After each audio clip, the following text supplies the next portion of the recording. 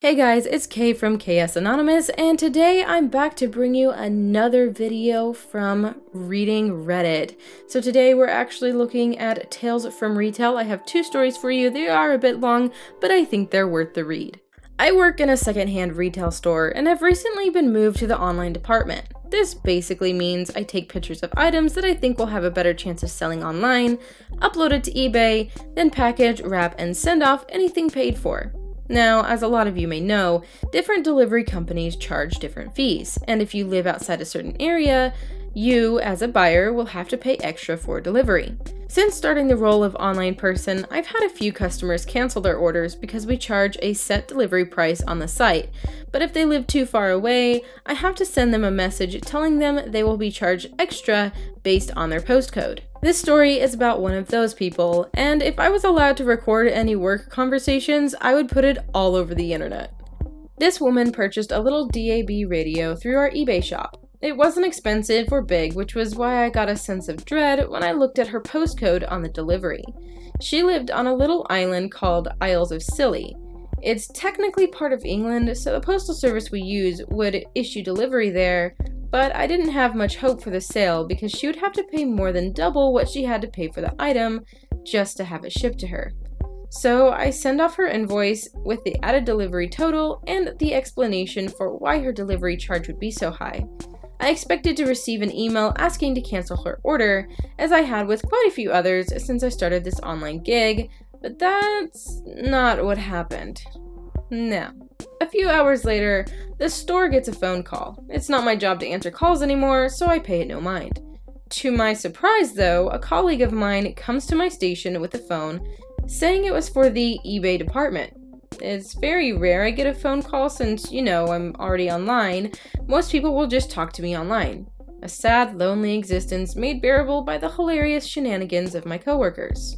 So I take the call, and the convo goes like this. Good afternoon. This is OP, online department speaking. How can I help? A woman answers, Hello, I recently purchased something on your eBay and it said the delivery would be £7, but I got an email a little while ago and it says I'm now being charged an extra $25. Me in best professional tone. Oh, can I ask what your purchase was, ma'am, so I can see where we'd be shipping it to? Her. I ordered a little blue DAB radio. Oh, the dots connected. My fingers froze midway over keyboard. I knew who she was. Me. Yes, you live in the Isles of Scilly, is that correct? Yes, that's correct. Me, still best professional voice. My apologies, ma'am, but you were charged an extra fee because of the cost of delivery, I'm afraid. I'm more than happy to cancel your order if the delivery is too much, but that's what our delivery company charges us. So I'm afraid that's a charge we have to pass on. If you wish to cancel, I'd be happy to issue a full refund. I'm sure that's more or less exactly what I said. I do try to sound as sympathetic as possible in these types of situations, but I was basically copying what I would usually type online. I expected her to just tell me to cancel, and I would have been more than willing to do so, because who really wants to pay that much for shipping something cheap that can fit into your purse? But then she asks me, well, can't you just deliver it personally if the shipping company charges that much? Me, misunderstanding her thoughts, I'm sorry, ma'am, but our store doesn't do personal deliveries. Her. No, not your store, you. Can't you just deliver it, like after work or something? You ever have one of those moments where your brain refuses to accept that your ears are doing their job correctly, and you give your head a little shake to reprimand them before demanding they do what God intended and pass along the correct message? This was that moment for me. Me. I'm sorry, ma'am. I don't quite understand what you mean, I asked, desperate to cling to my facade of full-time adult and not laugh like a loon down the phone at this lady. Her, slightly annoyed. Are you the head of the eBay department? Because I asked the man who answered the phone to hand me over to the head of eBay. Me, a little offended but determined to prove my new head of online department status, which was technically true, but the department was just me sitting in a little nook in the back of the shop. I don't even have an office, but I am in charge of online orders. Yes, ma'am, I am the head of the eBay department. Her, still irritated. Well then, can't you just deliver it to me yourself? I mean, you get the sale, you can keep the extra £7 I paid for the delivery. I just don't see why I'd have to pay that much.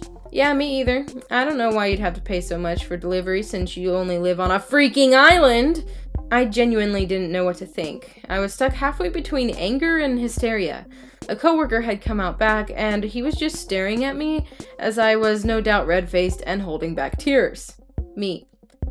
Ma'am, you do live on the Isles of Scilly, correct? Her. Yes, I already told you that. Me. Ma'am, we're based in London. Her. So? Me. London is a different island. A silence falls over the phone and I could practically hear the mortification on the other end. My coworker is now gesturing to the phone, demanding to know what's being said without actually making noise. I shoo him away while stifling laughter as the lady finally comes back to the phone. In a much more polite and humble tone, "Oh, can you just cancel my order then? I really don't want to pay that much." Me. Yes, ma'am, I'll take care of that right away. It may take a few days for the refund to go through, but I'll take care of it as soon as possible. A timid, "Thank you, bye," came through the other end before the familiar white noise of a disconnected phone call followed. I then proceeded to explain the whole thing to my colleague, and we both had a good laugh. I know the lady probably just didn't double check where we were stationed, even though it does say on both our company page and in the product description section of the eBay page, along with what postcodes will be charged extra, but I just can't help but think, what kind of person expects someone to go out of their way to deliver a package to their home if it's not part of their job? Also, who doesn't know where London is? I guess laughing at the woman was a little mean, but a picture of myself in a little rowboat just wading through the sea kept popping up in my head, and I couldn't help but find the whole ordeal hilarious. And now I've made sure to enlarge the print at the bottom of all eBay ads about what our fees are and where we can and cannot deliver to. This next one is called The Legend of Rag Lady. I've been working in retail at a tech store for over a year. At my store, I was the guy who, whenever one of those customers arrived, I was the one who had the bad luck of dealing with them. I've been threatened with physical violence, had customers attempt to fire me for not being bilingual, and get verbally abused for following procedures, all of which occurred multiple times. With all these things, I'm sure you'll assume it's pretty difficult for me to pick a worst customer, but you'd be wrong. My manager and I were working one day. We were trying to take care of a customer. We were supposed to send out her laptop to our repair depot, but due to the incompetence of a former seasonal employee, the paperwork was unfinished and it was never sent out. The store receives a phone call and I go to answer. "Ex-tech store, I apologize, we're a bit busy right now. I'll have to ask you to please hold." I put this person, who we will now call Rag Lady, on hold and return to profusely apologizing to this customer and working to make sure she's satisfied. I quickly get back to the phone call and apologize for the wait. Rag Lady answers, "I was here the other day and I bought a screen protector for my iPad and it doesn't have a rag in it. I want a new one. Do you have any more?" Me. "I apologize for any inconvenience, although we have many different microfiber cloths here. We can easily switch it out and even put the protector on your tablet for you." Rag Lady. "No, I don't want a new rag. The screen protector's already been opened and the rag taken out. Someone else has already used it. I want a new screen protector." Me. "Ma'am, if the plastic is on the back of the screen protector, then it was never used. We'd never accept a return if it was in that condition. What might have happened is that it could have been a packaging defect, or we may have needed to use the rag for store use, and the associate might have forgotten to put it back. This isn't uncommon. We have many private brand items, and we'll typically open something if we need some of its contents or to demo something. It's usually batteries, and we usually don't sell the item afterwards unless it's in good condition with everything inside the box." Rag Lady. "I don't care. I want a new screen protector. Do you have any more?" Me. "Very well, ma'am. I'll check. I'll just need a bit of information. What's on the box? Just the company name and what kind of tablet it's for?" We sell a few different brands of screen protectors, including our private brand, each with a different return policy. Also, we have multiple sizes. I'm also from a small area filled with old people who use tablet and iPad interchangeably, so I want to make sure she actually has an iPad and not some other kind of tablet. Rag Lady. It says on the box it's a screen protector. The guy at the store said it'll fit my iPad. This tells me nothing. Me. I apologize, ma'am, but I need more information. Does it say what company made the screen protector? And does it specifically say that it's made for iPad? Rag Lady. Why do you need to know that? Just go and tell me if you have it. Me. Very well, please hold. I go to check our tablet screen protectors, and we're sold out of the ones that say iPad. We have some for the iPad mini and Samsung tablets, but none for iPad. I got the SKU and put it into our inventory to double check. 0 on hand, 0 in transit. I return to the phone.